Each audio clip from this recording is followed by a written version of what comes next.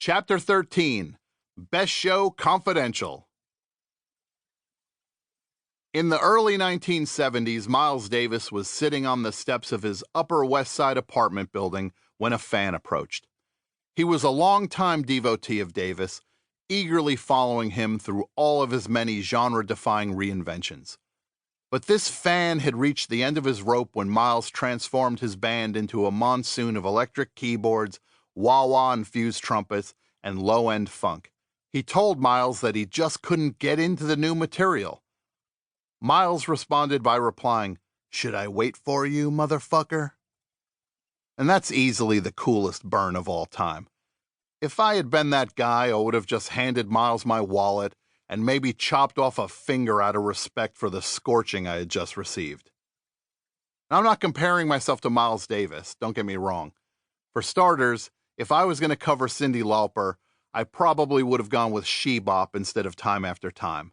But I do have a good idea what it's like to make something that you know is awesome, only to find that your audience just doesn't agree. That's what the first 2 years of the best show on WFMU felt like. John Worster and I were producing fully realized long-form comedy routines every single week, and I was filling in the non-Scharpling and Worster parts of the show with content that I was proud of. The silence was deafening, but sometime in 2002, it all clicked. We waited, and they caught up. The best show became the primary focus of my non-television writing creativity. Every thought, or concept, or idea I ever had now had a home. I would walk into the WFMU studio and sit behind the board, and I knew I was right where I belonged. I would simply slide up the fader on my mic and say whatever made sense to me, and the listeners liked it.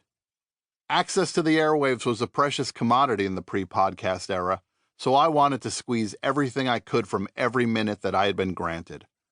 The show was heard on conventional radio throughout the New York City area, as well as on the brand new WFMU web stream, which opened things up considerably. Now we weren't just another local radio show. We were worldwide, baby.